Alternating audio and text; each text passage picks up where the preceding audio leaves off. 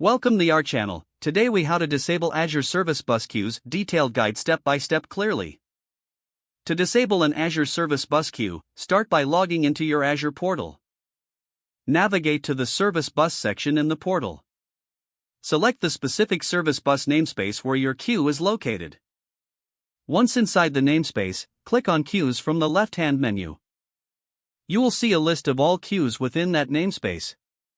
Identify the queue you wish to disable. Click on the name of the queue to open its settings. In the queue settings, look for the Status section. Here, you will find the option to change the status of the queue.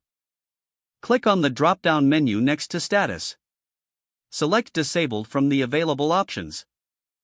After selecting Disabled, make sure to save your changes. Confirm that the queue status has been updated to Disabled. To verify, return to the list of queues and check the status column. You will see that the disabled queue is now marked accordingly. If you need to re-enable the queue later, simply follow the same steps. Change the status back to active and save your changes. Your queue is now disabled and will no longer process messages.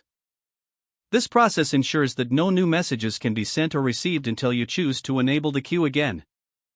If the page does not load, refresh the browser or try again in a private or incognito window.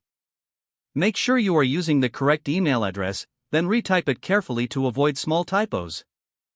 If your password is not accepted, use the reset option and create a new strong password you can remember. Check your spam folder for verification or security emails, then complete any requested confirmation steps. Enable two-factor authentication if available to improve account security and reduce unauthorized access risk.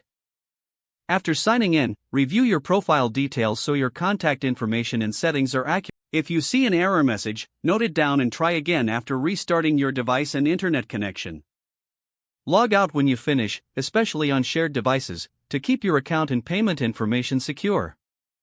If the page does not load, refresh the browser or try again in a private or incognito window. Make sure you are using the correct email address, then retype it carefully to avoid small typos.